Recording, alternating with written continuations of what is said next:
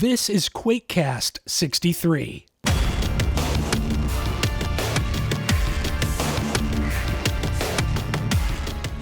What an episode we have for you today. RC is back as co-host, and we're welcoming Kebby, who's relatively new to the Quake modding scene.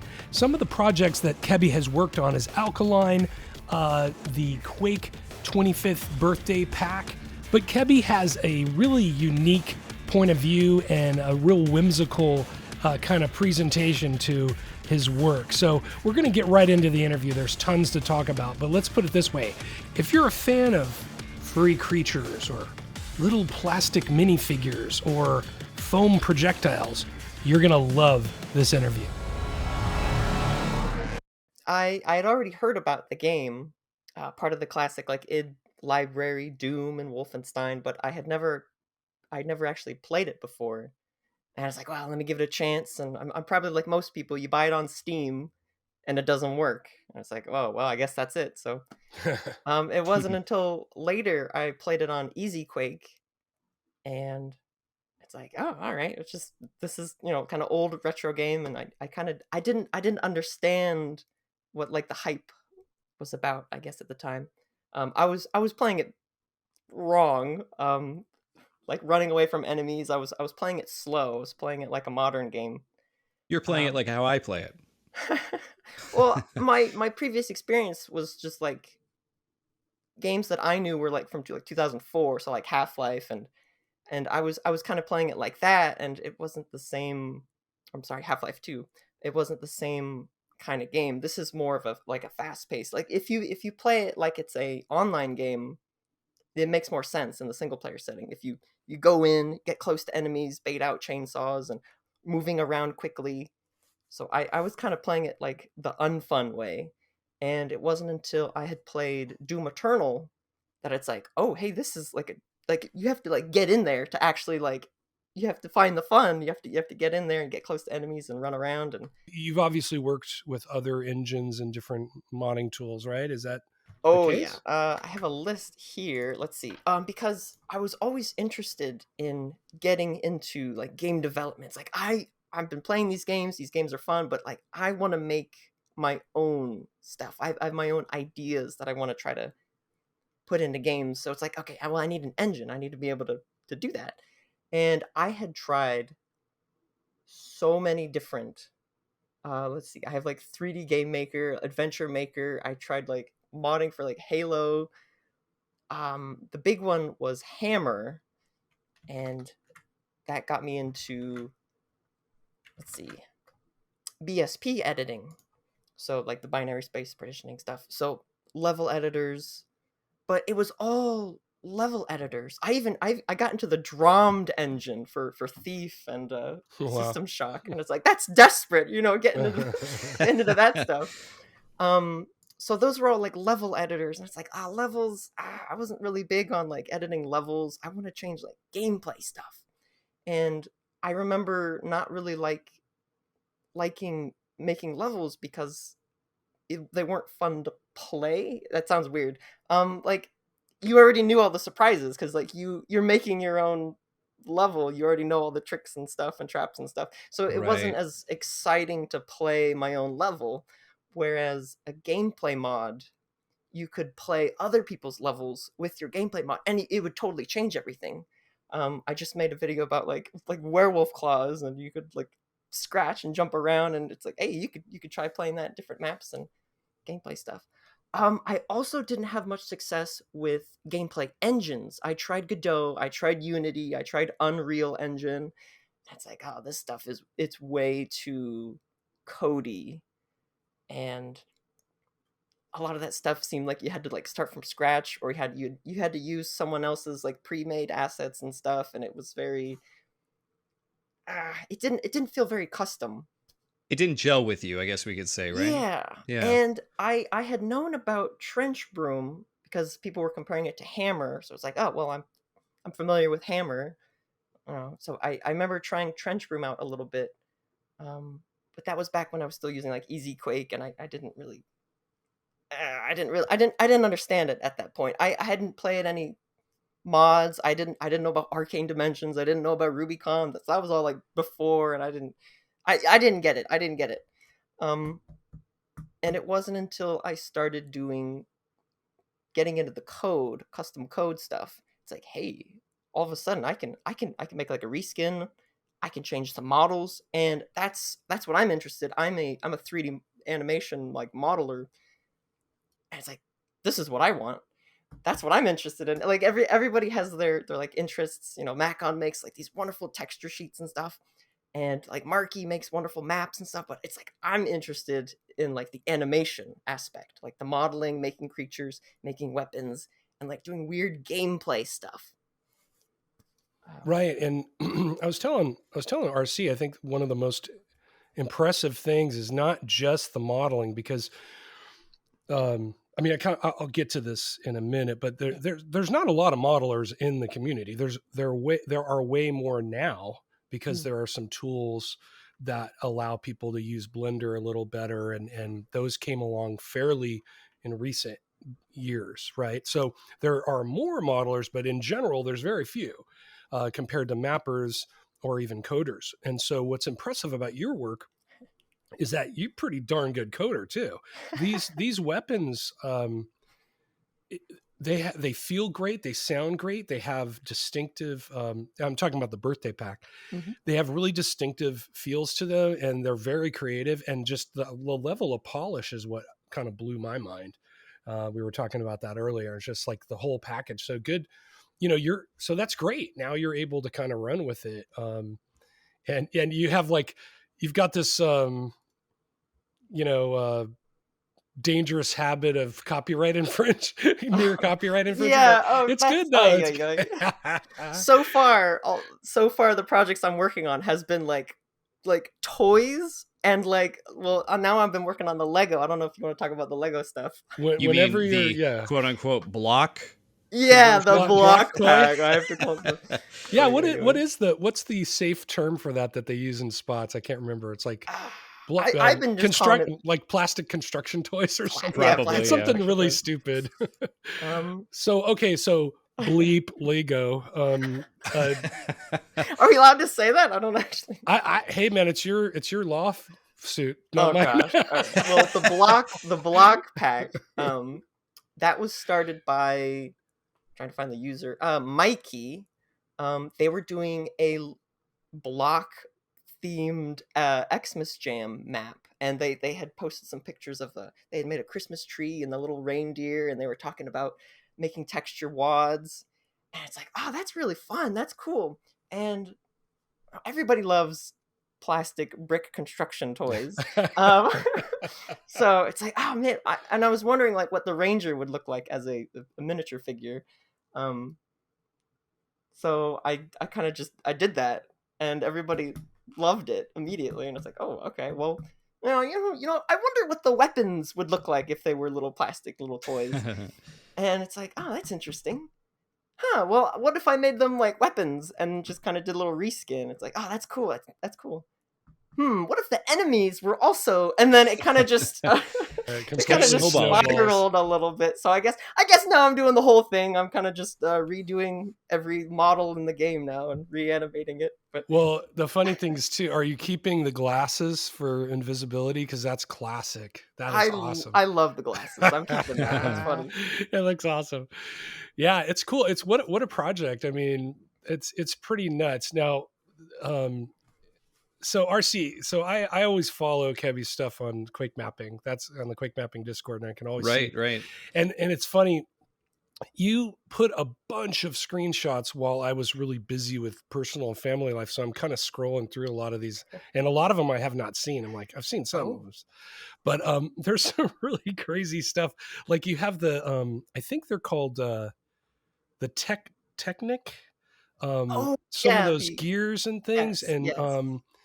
And what's the other one? Bionicle arms. Oh yeah, that's so awesome. People like the look. Like I remember like the first when they came out, like the Toas, and it's like, oh, I remember that. Yep, my kids were totally into Bionicles and got in trouble for having them at school and everything. Oops. So, that's my boy. But but yeah, it's the attention to detail is pretty mind blowing. And so you basically, I don't care if you get sued, you can't stop working on this. However, the Quakecast cannot afford any kind of legal right. protection, so Yes. just keep that in mind. Right. We're gonna throw your ass under the bus. As Oh soon dear. as possible. Yeah, one of the things that I noticed immediately when I was watching the Lego block videos was the fact that you seem to have used real pieces from actual sets. And I just was telling Dump Truck, I was like, this makes the immersion that much better that you seem to have actually used real block pieces as opposed to just, creating a bunch of squares and making it look like a voxel type of thing. Right. Voxels. Oh, that'll be for a Minecraft thing. I'm gonna reuse all my armatures and skeletons. I could make a Minecraft thing. But yeah, I wanted to make sure that it was like genuine. I cheated a little bit for some stuff. Like bricks will connect when they're just like the flat bottom parts will like connect for some of the weapons. But that's all right. Yeah, that's forgiven. But I was gonna say we forgive you. Thanks. The world models for the weapon pickups gave me a little bit trouble because I always go like way over budget on my vertice limit, and I was adding like bevels, and I had like 32 sided like cylinders, and it's like, oh, that's too high poly. And of course, I exceed my vertice limit, and I gotta chop them up and de-res them. So it's like all the work you put into it, and you gotta like, oh, this has to go, this gotta go. You're just chopping chunks out. I've gotten a lot better at limiting myself, but I still hit that 2000 vertice limit often. Oh, one of the benefits of having flat textures, the way I do the textures, I literally just have the Quake palette as the texture, and I take all the vertices or all the faces of the model and I smush them down into a single point. So that hopefully I need to do more testing with this, but I'm assuming that counts as just one vertice because they're all like stacked on top of each other. So if I want to change colors, I can just slide the UV map over one color, and I can kind of like fake shading that way, so I can have like solid faces, nice, solid colors. And that's what it's all about. That is game design, like in a summation right there. It's like cheat the system to make it work. I love it. Right. And you seem to have like set up a lot of tools earlier, right? That you're now leveraging for different mods. Yes. One of the things I'm always looking out for is saving myself work later. So creating a foundation for future projects. So like this project, what I'm doing right now is I am basically re-animating every single like Quake enemy and character with a new armature. So next time, if I want to add, I want to change the zombie and do something else, I already have the zombie armature like ready and animated. It doesn't have elbows or knees, but it's already there. Right. So if I see a funny comment in the Discord chat, I could just, hey, wouldn't that be funny if I did this? And then I can quickly like put something together, and I've already got. I've seen it. I've seen it at work, RC, because like I'm trying to scroll down to it. Okay, back in early November, Fairweather posted a picture of, I guess it's a sheep. No, it's a ram. I'm sorry. Oh yeah. And like, I don't know. It was the same day. I think you literally had his what am I trying to say? His avatar kind of working as a knight in the game with hooves and everything. I mean, it's like really, I could not believe what I was looking at. I was like, I have never. How long had you been working on that or something? Yes. Okay. So because I was like, what the hell? How did he do that so quickly? Okay. So like going back to like having established groundworks for stuff. I had spent about 2 weeks converting every single like Quake enemy into a single uniform enemy like UV layout. So everything from the ranger to the fish to the shambler to the Shalroth and the old one, it's all one texture. and I have I basically mashed all the UV's textures together, so all the weapons are in this single sheet. And if I want to change any enemy, I can just change the ranger and then apply that to any enemy that I want. And I just I just kind of posted that on the Discord recently. Because I was gonna do this big like Halloween thing where it's like, okay, I can change the UV of anybody now. Okay, and I've also tested that I can randomize the skins when they spawn. So like the soldier could have it could just do like a random roll 1 in 10, and it could pick a skin from 1 to 10. And I could also randomize the model that it uses. So if I run out of like indexes for the number of skins, if there's a limitation or something, then I could just load a different model.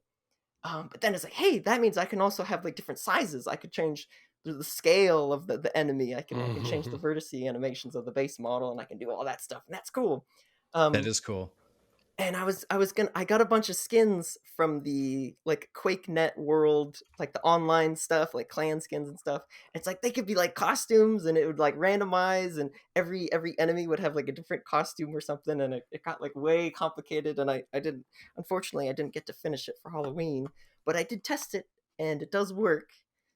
And that became the I don't remember the name. Somebody had made a comment about they were joking about having the enforcer in like a fursuit, and I thought that was hilarious.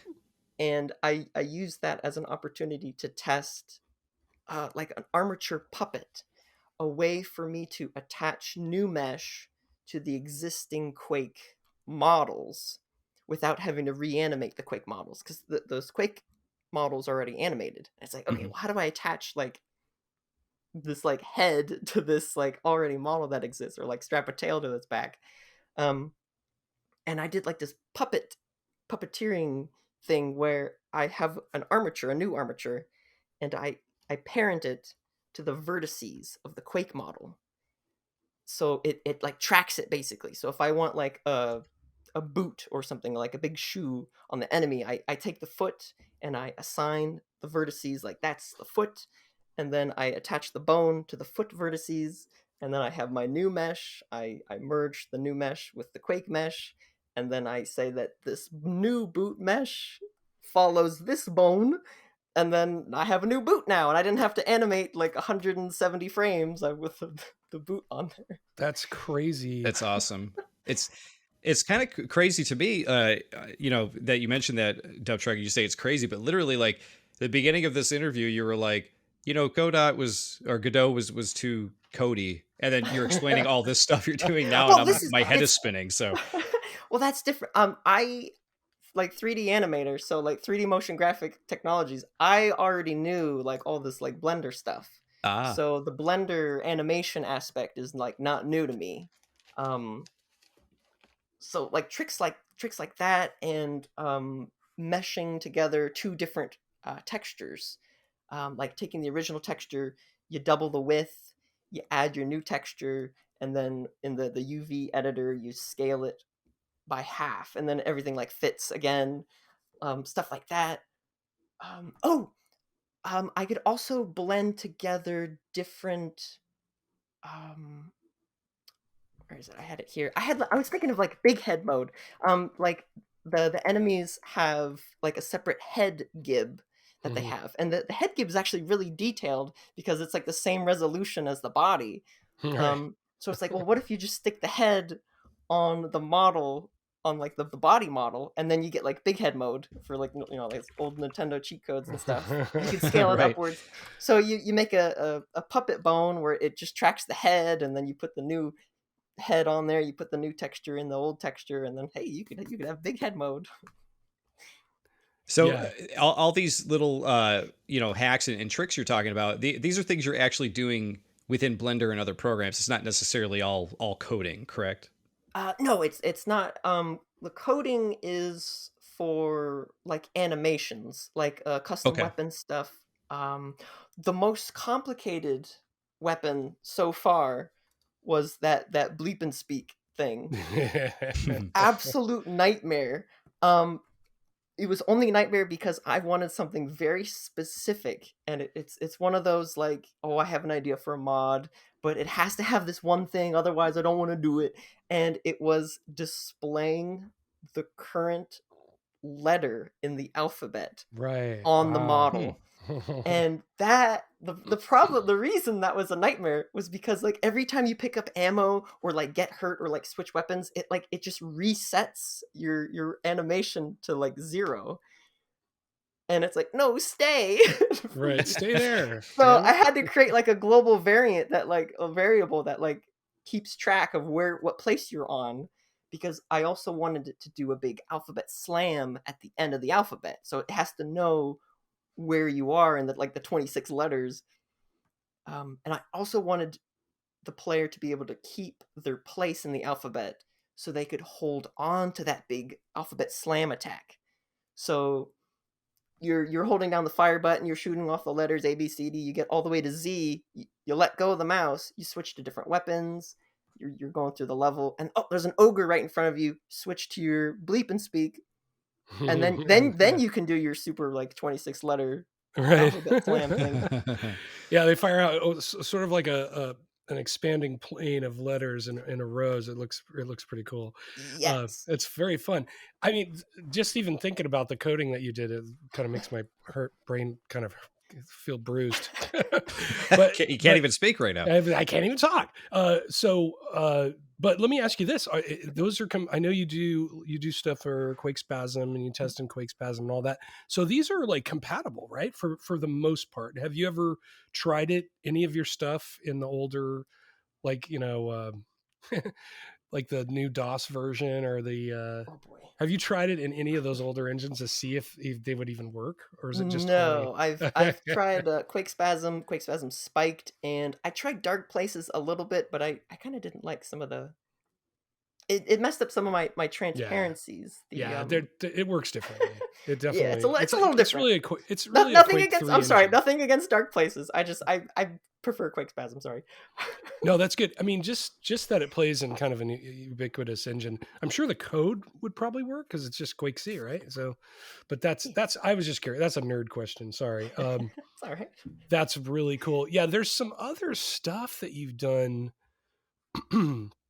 over time, and I want to get to like Alkaline and kind of being involved in things, but just. I got to say that the Quake 25 Birthday-pak is just really something special. It's and very cool. If anybody hasn't played it, will have a link in the description, but go check it out because it's not just visuals. It's definitely gameplay, and it's a hoot, very cool. If I could talk about some of the gameplay changes, I don't know. Absolutely, no spoilers. No, please do, please do. Because there was a point where I was kind of obsessed with like making sure it was like balanced, because I didn't want to put just like a jokey, oh haha, the rocket launcher shoots nukes now, and like, I wanted to genuinely like rebalance the gameplay. So. And that's the thing I'm super interested in, because it's like you have like the nail gun and the super nail gun. It's like, okay, well, the nail gun does 9 damage every 0.10 seconds, and the super nail gun is just better. Super nail gun, there's no reason to use the regular nail gun. It's like, okay, well, how do I distinguish the difference between the nail gun and the super nail gun? And slight spoilers for some weapons. So the nail gun is now the bleep and speak, and it shoots slow-moving linear projectiles, like just kind of like a regular nail. But now the super nail gun is a little like toy piano, a little like toy piano. And of course, the keys that the character presses with their finger is the actual note that is like played, and the audio sound is correct and stuff, because of course it has to be. I was tempted to actually like make music play, like code like a big script of like a musical notes, which is like, that's a copyright mess, and I'm not gonna go with that.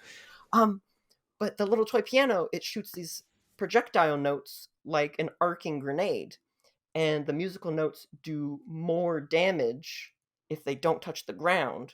So I've turned the super nail gun into a more close to medium range kind of projectile weapon, and you can also bounce it around corners, which is very fun.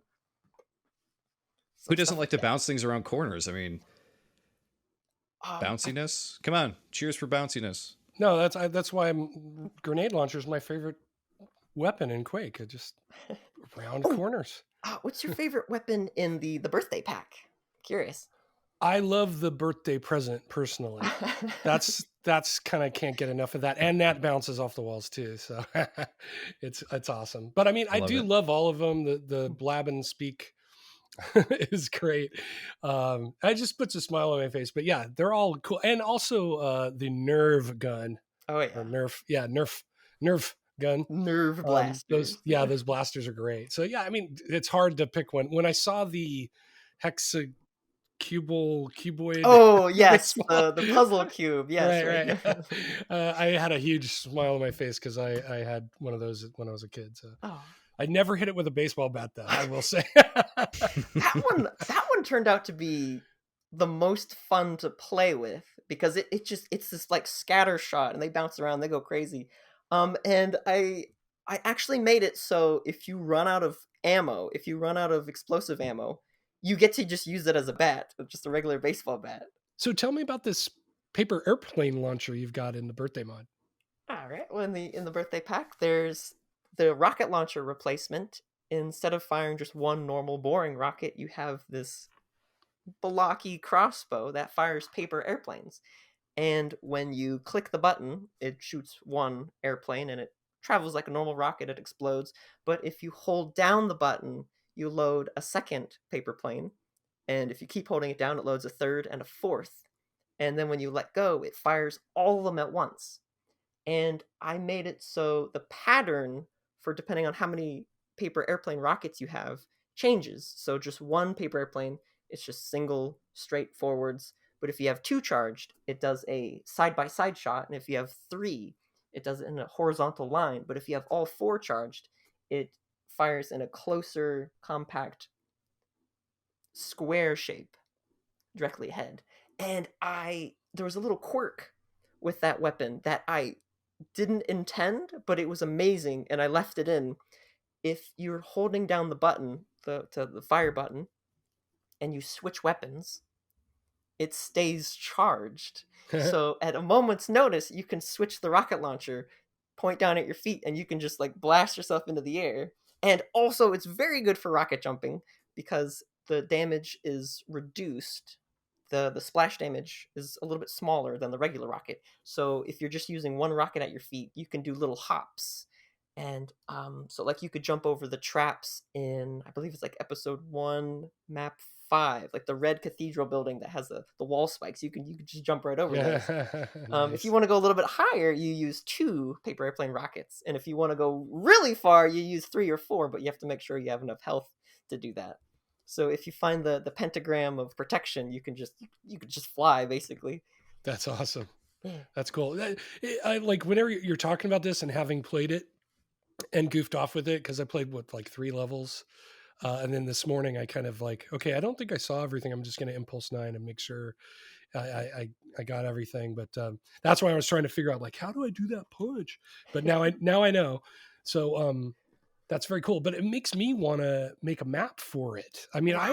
I want to make a map for this pack because I have just a solid wad that I use for prototyping Quake C stuff and features on Prog's Dump, because I got tired of my dev textures or like gray with like a white, kind of like similar to Valve textures. And I got really tired of them looking at them like, God, I'm so sick of this. So now I just make these multicolored things. So I could totally make like an appropriate themed map for your mods.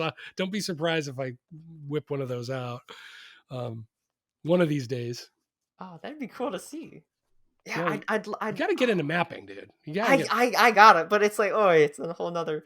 But showing off, like having a map that like shows off all the different characteristics of the new weapons and all the changes and stuff. Like the grenade launcher is now like this little like frisbee, or not. It's like a spinning top. That's the correct legal word. It's a little like spinning top thing. Right. That's the one where you have like almost like a pull, like a chainsaw pull on it. Yes. Yeah. Okay. The yellow one. I love that one. You pull the cord and it spins fast and it zips, and that I think that one's my favorite. I reduced the splash damage, but I increased the direct damage. So you can use that thing point blank on enemies, and it kind of just won't hurt you. Mm-hmm. And that was a gameplay change, because the default Quake grenade launcher does 100 splash damage. Mm-hmm. Ogres have 200 health, so it should just be two grenade shots. But sometimes the ogres don't die from that, and it's like, that's weird. So I buffed the damage a little bit to guarantee it's always 2 shots. Great. Stuff That's like cool. That's great. The balancing to that is it travels way faster. It bounces around corners, but because of the reduced splash damage, you're not going to damage as many monsters with one shot. So like E1M3, the 3 zombies. That's like the first time you get it. Right. There's like 3 zombies right there, and if you aim for the middle one, the other 2 on the sides, they're fine. Yeah. I did that exact thing yesterday. Or it was day before yesterday. The projectile speed is so, you can snipe with that thing. It goes far and fast, and it's very satisfying. That's super cool. So, Kebby, I was curious because earlier you said that, before you arrived into doing these things, you kind of were already familiar with a lot of the tech that you're using. Sounds like 3D wise, right? So Yes. how did you get into that, and where did you get your education? Oh, all right. Well, let's see. I grew up watching a lot of Disney movies, so that really influenced, like growing up in the 90s. Oh, sure. Like Disney's amazing, and I was always interested in drawing, kind of at a young age, and I just draw all the time. I got notebooks full. I got notebooks behind me, just papers, just fill up a whole like printer sheet of paper. And eventually movies changed into like Pixar with like 3D movies, and it's like, what the heck is this? This is cool. And like Toy Story and Monsters Inc., it's like, this is different. And I was already playing around with like 2D animation and stuff. It's like, well, 3D, if I make a 3D model, I won't have to redraw it again. And I was thinking of how easy and convenient that would be if I could just like draw something, like make something once, and then I get to just like animate, move it around. So then that got me interested in 3D, and pretty much all my classes in college was just like 2D design, 3D design, modeling, animation, texturing stuff. And but then I unfortunately wasn't able to use any of that stuff post college, and I had to get a paying job, and it's kind of a bummer. I tried to get into freelance, but that didn't work out. By the way, I'm available. Kevin Quake.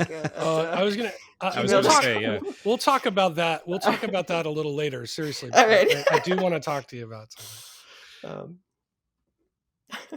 Yeah, and you're not alone. You're not alone in that experience either, Kebby, because I know there's a lot of people that are graduating and not finding jobs, especially in the art space. There just isn't as much available out there. But I mean, it's quite obvious you have the talent here, though, which is what I'm very much in awe of. Is some of the stuff that you've created here is just amazing. It's always my favorite thing in Quake when you download a mod or something like that, and it totally doesn't fit at all in Quake.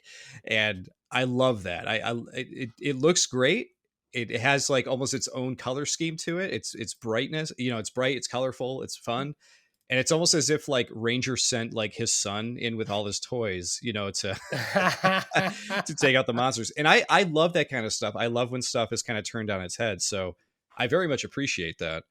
Oh, thanks. I did saturate the color palette, the Quake's palette, to get it a little bit more colorful. Not too crazy. I wanted to make sure that the default textures didn't turn into like clown spaghetti or anything. So, I kind of ran out of time. I wish I had done like more. I wish I had at least one custom map, but I was still pretty new to all that stuff. So I would have loved to add like little birthday hats to all the enemies, but that was way before I knew how to do any of that stuff. Meddling with the animations of the enemies and stuff. I had only just kind of figured out how to do weapons at that point. And I wanted to change a bunch of sounds and stuff, and or have like enemies be in like costumes or something, and they shout like "Happy Birthday, Rich," you know, before right before you blow them up, you know, and Well, the 26th birthday is. thinking about. Nah, I think that's funny. With all the, retro shooters, I don't want to say boomer shoot, but boomer shooters out there, I don't want you to get a job because I like your mod stuff. I really don't. You're going to get gobbled up by somebody, I'm sure. We just got to get you in the right eyeballs, Totally. in front of your work, because it's super impressive. And you obviously can do high poly stuff. You've been doing this for a long time, right? You're not just a low poly, artist, correct? Yeah, I can Okay. still. It's been a while, but I could still. Well, I think if I'm not mistaken, the first thing you posted was RoboCop weapon. Right. I Okay. Now think that was it. that was like fate, because so this was like a year ago. This was it was around mid 2020s. That's when got to get into scripting. I took the dive, and I like just buckled down. It's like, okay, I'm gonna learn this. I'm gonna figure this out, because I really want to do this. There's all this really cool like mods out there, like the Quake Rally and the skateboard, and it's like it's got to be like I can do this, right? So that's when I learned all this like code stuff and the language. It's like oy oy oy. But it was challenging. It was fun, because like eventually you build this like knowledge base where it's like, oh, that's how the fire grenade function works, and oh, that's how the velocity works. Oh, if I could change this, I can make it higher, and then you discover all these little pieces, and it all like comes together. And then once you understand enough of it, you can really like mess around with it. You can like the armor value, it's like, well, why not just make that like some kind of like ammo meter or something, or like health. The werewolf claws thing video that I posted, you actually, I forgot to put the HUD on that video. Oops. When your health is below 50, you do like this bite attack and it heals you. So like introducing gameplay elements where you can I'm not explaining this very well. I'm sorry. Oh, it's okay. I'm getting it's a lot. I get like way too like out there. But you can hear the excitement in your voice when you talk about it, which is I get refreshing. like overwhelmed, and my brain. It sounds awesome. Yeah. Whatever you're talking about, it's awesome. Well, I'm in.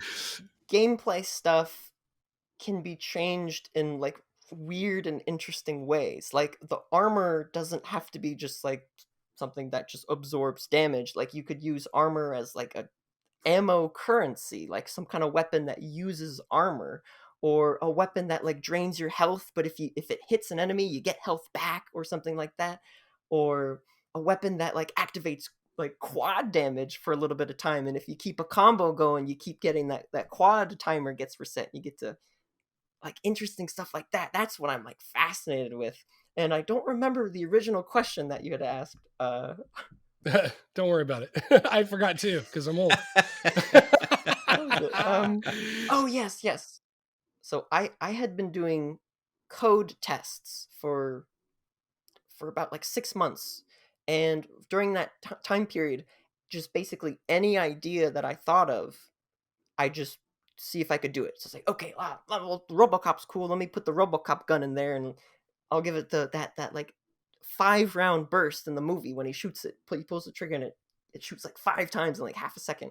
It's like, I wonder if I could do that. And I was manipulating the next think functions in the Quake code, and how can I make it shoot like bullets faster than like 10 frames a second, because that's like the animation. And I was like changing the animation times and stuff. It's like, okay, where in the code does it do that? And that was like the first thing I posted, because I had just finished making that. And then like the next week I was on the Quake mapping Discord, and people were talking about RoboCop, and it's like, oh, I've already got this. Then I just like posted it, and it was perfect. And that kind of got my foot in the door a little bit, and people got to play it. And I think I did share it with oh gosh, I don't have their name. Just let me give them a little shout out here. I'm not sure how to pronounce it. Is Hito. I Is Hito? Yeah, I yes, think that's a Hito. Yeah. they're making a like a VR Quake engine, and I remember they were asking me, it's like, hey, can I play that? And like, sure, here you go. And I like I gave them like the pack file and stuff, and they got to play it in VR. It's like, oh, that's so cool. That is cool.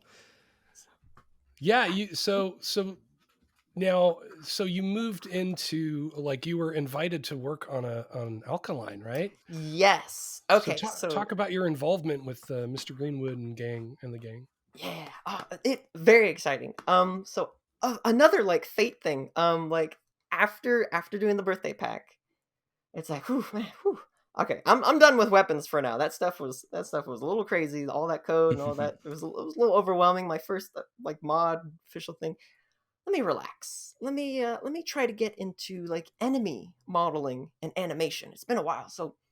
So I had been playing Rubicon Rumble recently. Oh, try saying that 3 times fast. And so they had changed a lot of enemies to be more base themed. And I remember, Scrag didn't really, there was no like equivalent to like the Scrag. There was like in Alkaline, of course, now they have the drone and the little the tiny robot. And I was like, well, what if there was like a Scrag, but it was just like base themed. So just the robot basically. And I made the cyber scrag, and it had these like panels that folded in, and when it shoots, the original scrag, when it shoots, it's like it's not very clear like when it happens. So what I wanted to do was really telegraph the attack. So the cyber scrag has these panels, and when it's about to shoot, it opens up these panels, and these big like twin laser guns come out, and like it's going to shoot you. And I thought that was really cool, really fun. Doing like texture work and stuff, figuring out how to get the Quake palette onto that texture there, and make sure there's no Fulbrights or any weird stuff like that. Um, Making sure the animation fit the timing, because I wasn't changing the code for the Scrag. I was just kind of changing the model, so I had to make sure that the animations fit the built-in frame timing. And my knowledge of knowing the code and being able to understand what the animations were, I was able to like manipulate the animations to get better results. Um, like the Scrag in the original game, when it attacks, there's like 14 frames of unused animation. And what the code says, it's like, okay, play like half of this animation and then play it in reverse when it shoots. And it's like, oh, that's weird. So I had to make sure that my animations kind of mimicked the way it was coded. If I was doing it fresh myself, then I just do like custom frames, and I do custom code stuff. But then that'd be a mod, and it wouldn't be a model replacement. So I had to make sure I stayed in that. So that led to the attention of a lot of people, because they were talking about Alkaline, and it's like, oh hey, Alkaline, here's a robot like base themed Scrag. Here you go. And there's like another like, that's like perfect. I already had like, I basically just like people on Discord, like they'll talk about something, they'll make a joke about something, and it's like, I have that, or I can do that, and I just like upload it like the same day. It's like, where'd you get this? You're just riding that wave of consciousness in the Quake community. Yeah. That's awesome. That's great. So now you did some texture work as well for this new release. There's a new release that just came out. Yes. I was helping Greenwood and the gang with bloody skin variants, which was a lot of fun. So basically, just painting the enemies red, and fixing those Fulbrights, that red blood layer on the Quake palette. There's a couple colors that match the like the Fulbright fire red on the bottom bar. It's like, you keep getting Fulbrights on the blood. It's like, no, get out of here. So there was a lot of fun to figure out and work around. I don't know if you saw the Frogman model. I don't think so. The Frogman. Yeah. Well, in the original, right? Yes, in the original, I believe it was a model from Malice. Correct. Yeah. Which a lot of the models in Alkaline were from. But that model was was in need of some repair. The shoulder areas were weird. There would be like a 4-sided polygon that merged into a triangle shape, and when he bends, everything gets jumbled up and messy. There was like holes in his like torso and in the back. It's like, oh no. And the spear gun was just like a gray box that was like, sorry. So I was doing like paint skins and stuff, and it's like this model could, it could use some work. And I remember we changed the color to like a blue, like a darker blue color, and it's like, all right, let me just delete the shoulder vertices, and I'll reanimate them by hand. And I gotta fix like the torso area thing, and the gun could use a change. Let me just delete that gun and make a new model, add on my new texture, and use my puppet tools, and I can put a new model into the existing model without having to reanimate the whole thing. But I did have to do a lot of tweaking to make sure everything fit nicely. And it was a lot of, I feel like it was kind of a, not a wasted effort, but like, it's the frogman enemy. I don't know. Hey, it depends on how much you like frogs, I mean, right. There's probably people out there that are like, this is amazing. I love frogs. Well, that's great. So I mean, I'm just now seeing the Killer Werewolf because I didn't see it. You posted it since I was visiting the page, so I'm just catching up visually on this while we're talking. But it's pretty crazy. They're great. Yeah, it's great. So, but I gotta tell the audience that this isn't trivial stuff to create. I mean, no, this is not trivial. Like you have these great modeling chops, and as I said earlier, just the tools are now finally available. Because you tell me, but I doubt you could do anything this sophisticated with the previous tools without having some of these Blender plugins. So this is like a whole new world now of possibilities with the Quake engine. I mean, correct me if I'm wrong. You really couldn't do some of this stuff with QME, right? I don't even know what that is. Oh, you Quake model editor. I don't know. You gotta go sit in the corner. No. Sit in the corner. I'm sorry. No, because like I said earlier, there are just barely any modelers, and there's more now, definitely. Oh, there's Mad Fox, right? Right. Well, Mad Fox is a legend, right? Oh yeah. He's got an ogre playing the organ, and just like countless crazy modelers. No, but I mean, like, a handful, like just a couple people. And now with these new plugins, we're starting to see all kinds of crazy stuff. So I think very much like when people see Arcane Dimension on the mapping side, I think people that with some modeling interest are going to see your work and just be blown away and start trying to one up you. So it's such a great development for the modding community. It's so cool. Have you messed around with any of the MD5 stuff yet for the re-release? For the re-release, I was able to load in models, but I'm unfortunately not able to get their armatures, like the animations. And if I could import a fully rigged, like the bones animated, that would save me a lot of work. I wouldn't have to like, it's already animated. I wouldn't have to like start from scratch. But I've not been successful in importing that. So if anybody knows a fix. Now, is that just a technical issue, or you think it's just because the models, so in other words, the MD5 models that came with the re-release don't have that data that you need to. Well, it's weird. Because with Model 1 files, everything's baked together. The textures, the vertices are animated, and it's all together. But MD5 seems to separate like the model, materials, and animation. So if you want to like import that, you have to kind of import them back one by one.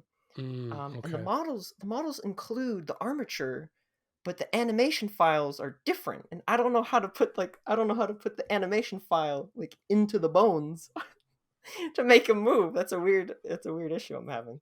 Wow. Well, luckily we have some, id people and machine games people on the server, so maybe we could solve that for you. Because how cool would it be to have like some Kebby stuff in the re-release? You know, Oh more people man. get a Oh, chance to play with it. I've been looking into the re-release code. I'm trying to get like a Quake code compatible with the re-release. I'd love to be able to have the Birthday-pak and the upcoming Block-pak in the re-release. Yeah. Like a downloadable mod or something. I don't think they're going to be official. No, but not oh, of course not. Yes, people will be able to play them. Yeah.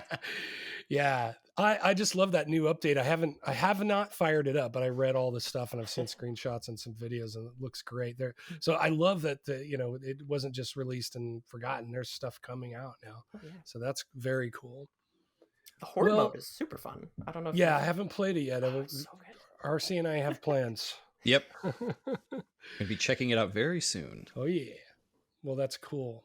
So what next? Now you had mentioned that you possibly you have a really whimsical sense of humor and super creative stuff, but so you said you might be going in a different direction a little. Oh, okay. Yeah, in my like pre-interview paper I was joking about like, oh, I'm making all these like kid weapons and stuff. Next time it's going to be like rip and tear, ultra gore, like super brutality mod. It's going to be there's picking an idea. That's the hard part. Cuz like I've got like lists of ideas for like wacky stuff I could do. But just like picking an idea and sticking with it until it's like finalized. So I think I'll be doing some more smaller like tests, kind of just like 2 or 3 day like, oh, I've got an idea. Let me just see if I can do it real quick and see how it looks. Something like I did like a little the alien pulse rifle.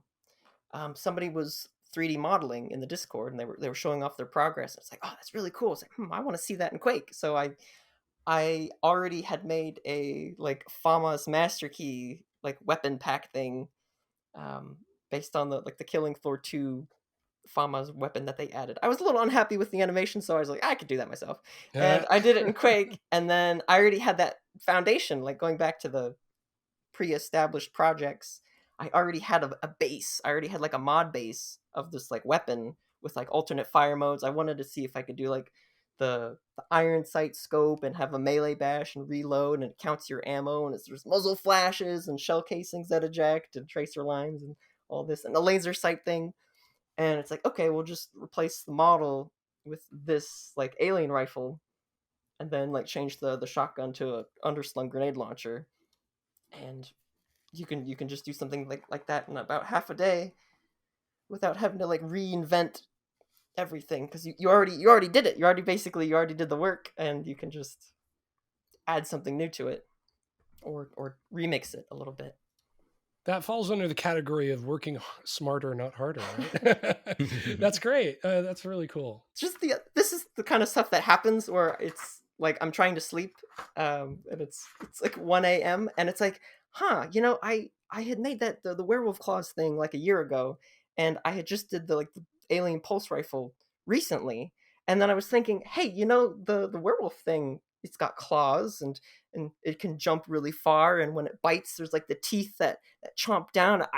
I could just make that a xenomorph, and I could just like have like an alien mod, and then so like putting together an old idea with like a new something that you did in the past, but then it's like, hey, looking at it now, I can turn this into something different. Like playing the horde mode for the Quake Re-Release, I was reminded of like the Doom Eternal battle mode, and it's like, oh man, hey, wouldn't it be cool if like there was like an online mod where you play as Ranger, and then somebody's playing as a Shambler, or somebody's playing as a Death Knight or something, and it's kind of like a battle mode, and it's like, hey, what if you could just use like the monsters' weapons? And I was thinking of like enemy monster pack, where you get like the chainsaw grenade launcher, you get like the Death Knight sword that shoots fire, or you get like the Shalroth, like the purple homing orb thing, and you could have like, it's like, oh, that's an idea, and then you write it down, and then it's like, okay, well, back to what I was working on before. Right. I bet you that notebook's pretty filled up. Oh yeah, no kidding. Oh, yeah. That's very cool. I'm in for that mod though. Whenever that comes out. Yeah, I would dig that, especially like multiplayer. If you could, is sort of like a Left 4 Dead type of asynchronous, not asynchronous, asymmetrical kind of combat where people are chasing people around. I sent you a link for the Alien Quake mod, and I don't know if you've ever heard the term foxed.